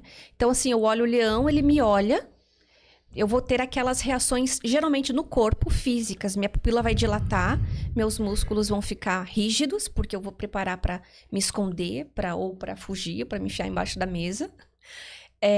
Eu vou sentir um frio na barriga, literalmente, porque o sangue sai, né, do que não é preciso na hora, sai do intestino, para ir para os músculos, para eu me preparar para luta e fuga. Então, essas reações fisiológicas é a emoção. Não foi eu que decidi sentir isso mesmo no nível primitivo? Não foi um pensamento? É automático? Claro que... Você entendeu o que eu quis dizer? Sim, entendi. Só que isso é influenciado pelo teu banco de dados, que vem de acordo com a tua história. O que influencia no teu banco de dados? Tua carga genética, que influencia um pouquinho, né? Não é muito, mas influencia. E a tua vivência, tua experiência. Isso interfere. Só que isso é algo automático.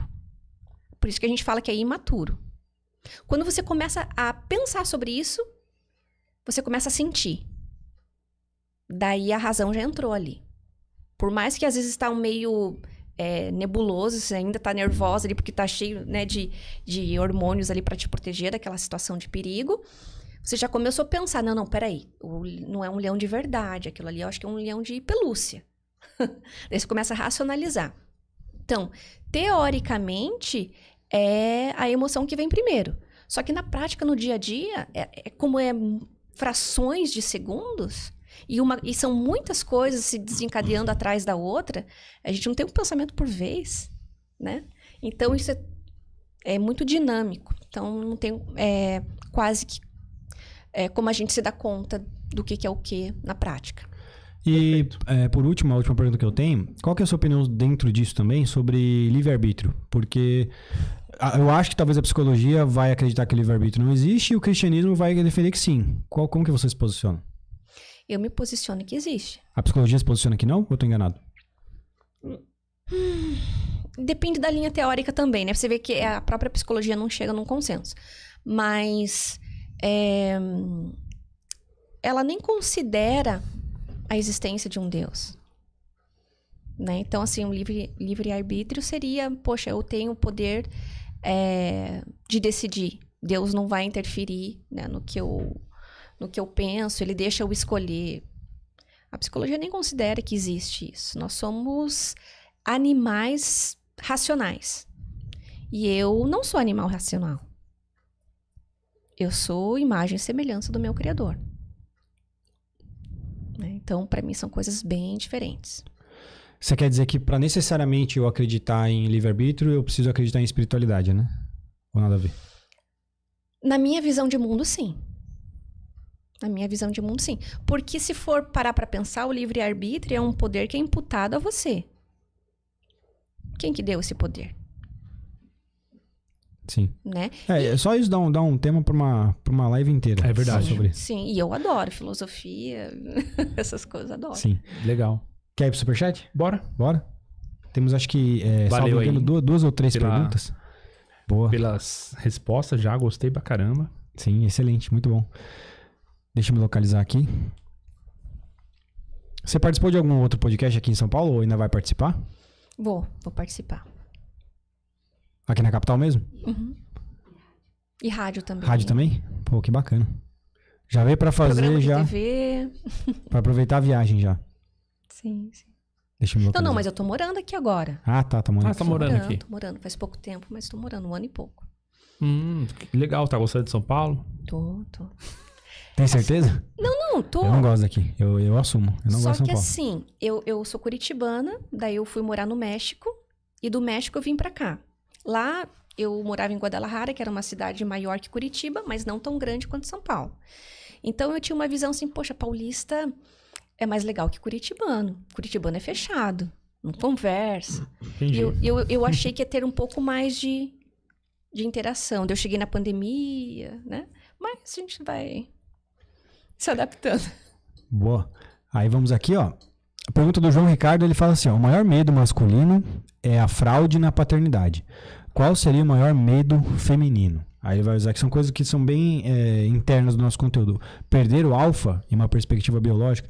Só para explicar melhor o que ele quer dizer, né? Sobre a fraude na paternidade, seria que assim, o homem ele tem uma insegurança com relação, por exemplo, promiscuidade, generalizando, né? Passado da mulher e assim por diante. Por uma perspectiva antropológica biológica, ele não engravida, porque ele não tem útero. Acima de tudo é isso. Por isso que ele vai ter medo, porque ele pode ser que o filho não seja dele, é inconsciente, né? Sim, Ciúmes sim. e tal. Então esse seria um dos maiores medos que o homem tem no que diz respeito à dinâmica intersexual, né? Não sei se você concorda. E qual que seria o da mulher, na sua opinião? Eu concordo. Até a nível inconsciente, acho que na maioria dos homens, né? Não é todo mundo que desenvolve esse processo consciente disso. E da mulher, eu acredito que seja o perder... As feministas também vão dar um pulo solteira, agora. talvez? Mas é perder a proteção. Se sentir desprotegida. A mulher precisa de proteção. Sim. E ela perder essa proteção eu acho que a resposta que eu tenho para isso, até lembrando agora, né? Eu já me fiz, acho que já falei no meu canal, que em equivalência, se esse for o principal medo masculino, a fraude da paternidade, o equivalente seria a mulher ser mãe solteira. Perder a proteção e a provisão grávida. É pior do que ela perder se não tiver gravidez nesse caso. Porque assim, você ter um filho solteiro, você está completamente desprotegido. Você e quem está vindo. Isso, né? por uma perspectiva biológica, eu acho que esse é o maior medo. Total. Eu ia nesse sentido que você falou, numa posição um pouco mais extrema. Acho que o maior medo dela é morrer sozinha. E o nome dela não será lembrado. Diferente de Aquiles. Mas imagina a mulher, ela ter a juventude, depois passar por um período na fase dos 30, 40, e ela não conseguir ninguém. Ninguém. Imagina ninguém. E ela não consegue nem o filho, nem o marido, nem se juntar com um cara que já tem filho. Pra mulher que Imagina. quer... Pra mulher que quer, sim. Porque... Todas querem. Será? No fundo, elas querem. Uma coisa... No fundo elas querem, eu concordo. Uma coisa é o que ela tá dizendo que não quer agora aos 20 e pouco, aos 30 e tal. Mas lá na frente, todas elas vão se arrepender. Envolve questões de proteção também, né? Sim, exatamente. Envolve. Só que ainda no caso pelo menos ela vai ter o filho. E pelo menos se ela trabalha, ela ainda vai ter um sentido na vida dela. Mas imagina ela não ter ninguém, nem pra poder olhar no rosto dela e ver, tipo... Eu te reconheço, eu tenho algo com você há algum tempo, sabe? Nós somos parceiros, eu confio em alguém e você confia em mim. Ela não vai ter nada. Imagina não ter nada disso. Esse negócio uma história junto, né? Por isso que eu digo que o feminismo é uma mentira nesse caso, porque essa história de eu não preciso de homem e assim por diante é totalmente antibiológico para as mulheres. Claro que é. Não existe isso. A natureza feminina... Eu não preciso de homem pra quê? Né? Porque assim, eu não preciso de homem, mas ele tem que pagar minhas contas. Eu não preciso de homem, mas ele tem que prover os filhos. Ele que tem responsabilidade, ele tem que pagar pensão. Então não precisa de homem. Então é um discurso assim muito desconexo. No fundo, quer mostrar uma superioridade. É um egoísmo, é um medo de... É um medo de ser prejudicada, de ser traída, ser abandonada. É uma insegurança isso. Insegurança, egoísmo, né? Querer ser algo que não é, querer... Enfim, né? Ele acaba diminuindo o homem, né? Pra se erguer, mas na verdade... É camuflado de superioridade, né? De força, mas na verdade de empoderamento, mas na verdade é uma insegurança que tá ali escondida. É isso aí. Aí o cavalo tá zoando aqui. Hoje acabou meu relacionamento com a minha mãe solteira, definitivamente. Ele mandou esse superchat da outra vez. Ele mandou também. Estou perdido, pois fazia tudo com ela e hoje estou aqui sozinho. O que vocês fariam? Tô triste. Esse medo também tem do homem, viu? De assumir o filho. Ele tá zoando, pô. Ele tá zoando. É zoeira. Qual que é a sua perspectiva sobre uma coisa que a gente comenta muito dentro da Red Pill, assim por diante, é uma crítica a criar um filho que não é seu. Mãe solteira, assim por diante. Como que você interpreta isso por uma perspectiva psicológica? É natural do homem? É construção social? Olha, não é natural. Não é natural, do ponto de vista bíblico, não é um plano de Deus, mas é possível. É possível. E eu digo isso por experiência própria, porque eu e meu marido, quando a gente se conheceu, eu tinha uma filha e ele tinha outra. E de casamento, né? De casamento, eu já fui casada e ele também. Então, É um esforço, é uma escolha, tem que ser muito bem conversado antes, porque não vai ser fácil. É um desafio maior. É um desafio maior, porque tem bagagem. Né? Tem uma bagagem diferente. Eu já vi acontecer muitas vezes para o homem e para a mulher, né? Que é uma situação que vai ser específica dessa configuração de desentendimento, que como se você formasse... É um relacionamento a três. É um relacionamento entre você, a pessoa, e o relacionamento anterior que ela teve. Constantemente. Não é o ideal. Você tem que entender que você vai ter que sempre lidar com algo que você não quer. Isso. Está disposto? É uma escolha. E eu acho assim, quem não está disposto, assume e tudo bem, né? Mas tem gente que às vezes fala que está disposto e também não dá conta. Então, eu acho que tem que ser muito madura ao ponto de decidir. Poxa, se eu for assumir isso, eu tenho que ir até o fim, né? Existe uma perspectiva psicológica do porquê o homem ele tem aversão, generalizando, ou para esses que tem, em criar um filho que não é dele? Ah, tem, né? Tem, assim, no sentido de, principalmente Freud e tudo, né? Alguém tocou em algo que deveria ter sido só meu. Começa por aí. Uhum. Alguém tocou antes. Né? Então, eu acho que pro homem isso é o principal. Tem os seus desdobramentos aí. E você acha que uma forma de... Porque assim, existe a ideia, eu defendo essa teoria até mesmo, de que as mulheres conseguiram formar a sociedade convencendo os homens a fazerem coisas que elas acham certo, ou que é benéfico para elas. Né? Porque o exemplo foi o exemplo que eu dei das tecnologias no lar. Pô, você vai lá, aperta o botão, sua comida tá quente, você lava sua roupa, você não precisa mais se preocupar com 300 outras coisas que há 50 anos atrás, 100 anos atrás, todo mundo tinha uma necessidade. Então, de um certo modo, a mulher ela consegue canalizar os esforços masculinos para que a vida dela se torne mais fácil também. Entende? Mas isso tem uma outra perspectiva. Porque geralmente quem desenvolvia, quem produzia era o homem. E ele ganhava dinheiro produzindo e fazendo isso. Então, ele também tinha o ganho. Não, sim. Só que eu tô falando que diferente do... Eu tô falando que o ganho do homem é motivado pra deixar a vida da mulher melhor. Ah, sim, sim. Entendeu? E aí, como o homem busca respeito e admiração, conforme o homem faz isso, a mulher retribui com admiração e ele continua fazendo. Uhum. Ele continua perseguindo, ele continua ambicioso, ele continua querendo ganhar mais, ele continua focado. Então, é uma forma da mulher canalizar os esforços masculinos pra que a vida dela melhore. Dessa forma, se a gente for analisar, eu acho que esse discurso de que homem de verdade assume mãe solteira, que é uma bosta, esse tipo de pensar dessa forma, é um discurso que foi moldado, se instaurou na sociedade para que a vida da mulher fosse mais fácil. Para que isso fosse, digamos, aceitável a ponto do homem questionar num diálogo interno. Pô, mas peraí, sabe qual que é o nome disso? Eu quero ou não quero? Pô, mas se eu não querer, eu vou ser chamado de moleque. É o patriarcado 2.0. Eu tenho que assumir. Isso eu tava pensando sobre isso ontem. É o patriarcado 2.0. Você quase ia fazer um vídeo dessa história. Porque você pegar o machismo, né, pegar no ego do homem, no orgulho, assim por diante, pra favorecer o feminismo. É isso mesmo. E hoje eu concordo. Eu concordo contigo e ainda falo assim que os homens eles andam no automático, não percebem, não se dão conta, né? A grande maioria não se dá conta desse processo. E eu vou trazer pro meu lado pessoal também, assim, né? Até que ponto o teu relacionamento é honesto? E até que ponto você tem uma consciência emocional de quem você é? Né? Tanto do homem quanto da mulher. Porque se a mulher ela é leal, ela não vai fazer isso com quem ela ama, com a metade dela. Se a mulher é leal.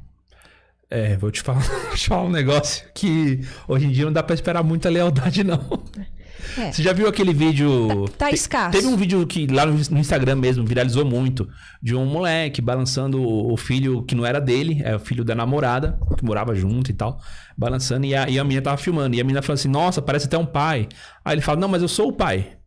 Pô, o pai é quem cria. Tô com ela aqui, cuido da criança, sou o pai. Aí a menina que tava do lado falou assim, pai é quem cria e o otário também. A mãe não reconhece o esforço que o cara tá fazendo pelo filho dela.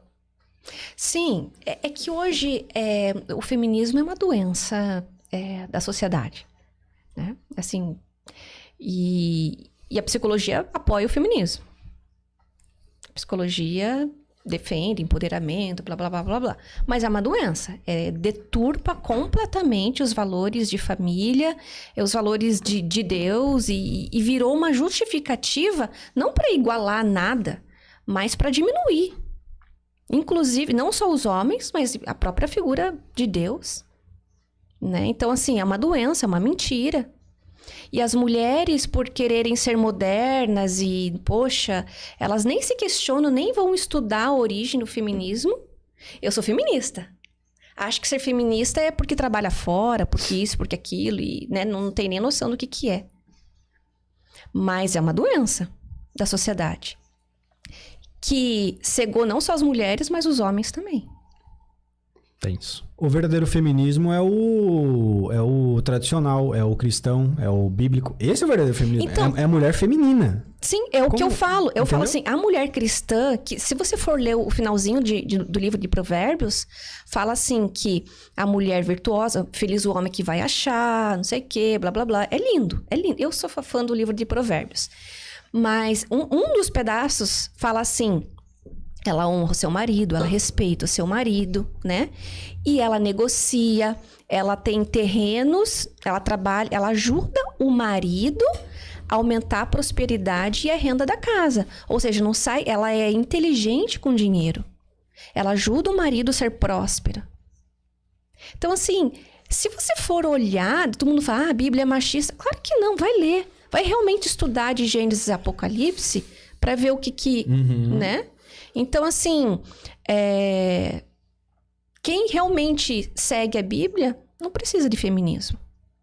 O machismo, ele beneficia as mulheres. Claro que beneficia. As feministas não entenderam isso ainda. É que, assim, uma coisa que fala no nosso conteúdo, né, vocês têm que largar a mão disso daí, vocês ficam discutindo isso daí, deixa o feminismo ganhar logo, porque, em certa medida, até algumas conservadoras vão dizer que os homens estão lucrando por uma perspectiva egoísta e baixa, não espiritual, né, por causa do feminismo. Por quê? Teoricamente, você não tem que pagar conta, você pode se relacionar com uma mulher sexualmente sem ter que, talvez, gastar dinheiro, ou namorar com ela, ou conhecer os pais. Então, olha que maravilhoso pro homem, em certa medida e tal. Então, alguns caras vão ter essa visão também, de falar, tá vendo? Deixa, é bom pra gente, nos valoriza. E nesse sentido, é que assim, as feministas não percebem que o machismo beneficia elas, e o patriarcado beneficia as mulheres, acima de tudo, porque traz esses papéis pro homem, né, que privilegia as mulheres. Só que os caras que dizem pra gente largar a mão, eles não entendem que isso não vai acontecer. Porque o que o feminismo vai fazer, ele não vai trazer igualdade. Ele vai abolir o papel, que é o que eles estão fazendo, só das mulheres. Dos homens eles não vão abolir, eles não vão permitir. Exatamente então, isso. Esse é o problema que eles não entendem, porque a gente fica batendo nessa tecla, eles acham que não, vai ser tudo igual. Não vai acontecer uma circunstância. As mulheres vão continuar exigindo que os homens cumpram os seus papéis, mas se o homem tentar exigir que a mulher cumpra o papel dela, vai ser machista, misógino e vai ser rechaçado. O que me incomoda é essa seletividade, né? Do que me convém. Então, o meu marido, ele tem que fazer isso, fazer aquilo, porque é obrigação dele, e eu tenho direito igual para isso, mas tem coisas que eu não quero fazer. Né? Então, assim, quem vai pra guerra? Né? Quem que levanta de madrugada quando se escuta um barulho? Ah, vai você. Mas quando o filho acorda de madrugada, os dois têm que levantar. Não, entende? Isso é fato. Você entende? Nossa, então, as mulheres assim, reclamam demais disso, sabia? Então, assim, é muito seletivo. Daí você defende uma bandeira extrema de algo. Então, né, assim, é incoerente. É no mínimo incoerente. Sim. Bom, é isso. Tem mais um, né? Tem mais um aqui. Do Storytelling Man. Ele mandou R$11. Boa noite, Júnior, Fran e ao ilustríssimo ministro Alexandre de Moraes. Ele mandou esse superchat só pra fazer uma piadinha e um apelido comigo. Só pra isso que ele mandou o superchat. Peguei a live agora, mas já estou de saída. Assistirei a reprise. Só passando para contribuir com esse grande trabalho. Valeu, obrigado, valeu, cara. Realmente é um grande trabalho. A Redcast trazendo pessoas das mais diferenciadas estirpes, sempre qualificadas. Eu fiz um vídeo. Você viu o vídeo que eu falei lá? Vi, muito bom. É mentira? Melhor que o Fresh and Fit, chupa. Fresh and Fit só leva modernete, pô. Fresh and Fit é... Tá louco, tá Eu não sei obsoleto. como que os caras conseguem tanta modernete, velho. É Sempre demais. é diferente, né? Sempre. Nunca repete. E tem 10 em cada episódio. É tipo assim, loucura.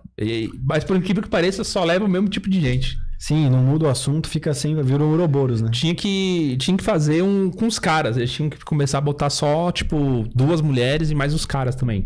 Tinha muito produtor de conteúdo indo no começo. Sim, muitos recusaram também depois daquela polêmica. Depois da polêmica e tal, eles recusaram também. Mas então, esse é o comentário. Falando em reprise, você que tá assistindo a live, já deixa o like se você não deixou, se inscreve se você não tá inscrito. E se você for assistir a reprise ou estiver assistindo, você vê esse recado, não esqueça de deixar o seu like também agora no final. Sempre é tempo para isso. Muito bem, estou satisfeito. Obrigado pela participação de todos aí. Espero que vocês tenham gostado. Um ótimo sábado a todos. Muito boa participação. Eu agrego muito valor aqui ao podcast. Obrigada, gente. Uma coisa que eu acho interessante, e eu e o Júnior, a gente vai explorar mais aqui no Redcast, é esse assunto sobre cristianismo e espiritualidade. Eu acho que é uma coisa que soma muito com a Red Pill, que com o feminismo a gente sabe que não é a mesma coisa, É né? a minha especialidade, viu? Pô, que legal. Isso. Sucesso aí no seu trabalho, no conteúdo que você está produzindo aí. E é isso aí. Sucesso também nos próximos podcasts, entrevistas. Inclusive tem estudos de neurociência, neuroteologia que eu posso trazer para vocês, que comprova aí o efeito cientificamente da fé no cérebro, na saúde. Então, vale... Você citou o Viktor Frankl, né? Uhum. Ele relata que no caso, como ele ficou preso no campo de concentração, muitas pessoas surtaram, muitas pessoas perderam realmente, tipo, assim... a fé na humanidade de um modo que eles estavam, sabe, um querendo comer o outro vivo, socar, e estavam totalmente desesperançosos, os outros também chorando, angustiados. E aqueles que tinham um apego à fé, à religião, foram os que conseguiram manter a sanidade mental. Então, em situações extremas, é fácil você estar na sua casa, tranquilo, no quentinho, com comida chegando no iFood, com internet. É fácil você viver uma vida dessa. Entendeu? É fácil. E você falou dele, né? Olha só, ele é um exemplo prático de uma pessoa que tem emocional blindado. E é exatamente o que eu ensino no meu curso, que é emocional blindado o nome, né? Porque, assim, ele estava numa situação extrema e ele fazia ações diárias de proteção espiritual e mental. Né? Não sei se você tiveram a oportunidade de ler o livro dele, mas, por exemplo, tinha as situações lá que as pessoas comiam de qualquer jeito. Ele fazia questão de sentar, de colocar uma toalhinha, não sei o quê. Eu não tô na minha casa, não tô... Mas eu preciso... criar um cuidado comigo aqui. Então, ele teve essa sabedoria de cuidar da espiritualidade dele e do emocional no dia a dia, num campo de concentração, de forma que ele blindou o emocional dele. Como é que ele sobreviveu tudo aquilo? Sim. Né? Perfeito. Então, assim, ele tinha rasgado a tese do doutorado dele, ele ficou repassando todo o conteúdo na cabeça dele enquanto ele estava lá. Ou seja, então ele ficou... pegando toda a estratégia científica, junto com a espiritualidade que ele vivia, diariamente, de uma forma prática, para sobreviver o caos, o terror. Né? Então, isso é blindagem emocional. É isso aí. Isso aí. Satisfeito também, gente. Obrigado aí. Boa. Reforça para o pessoal, por gentileza, então, aonde te encontrar exatamente, né? Qual que é o seu endereço online e também, se você quiser também passar para a galera, quais serão os próximos programas que você vai participar, podcast, se você quiser também levar a audiência para lá, para te acompanhar, fica à vontade. Então, eu tenho um podcast que não está confirmado ainda, então é melhor eu não colocar, né? Prefiro não colocar, mas a minha rede social é Fran Wisniewski. Se você colocar fran.wi, já aparece eu, tá? Para facilitar o nome polonês aí. E também no site www.emocionalblindado.com.br. Entendi. O Emocional Blindado já aparece também, se pesquisar? Já. Então tá bom. Perfeito. Isso aí. Quem quiser Fácil de encontrar achar. ela, acho que a maneira mais fácil é no Insta, rapaziada. Sim, sim. Beleza? Então é isso. Valeu aí. Obrigada, gente. Até a próxima. Valeu aí, galera. Forte abraço. Vejo vocês aí quarta-feira. Tem mais. Quarta-feira.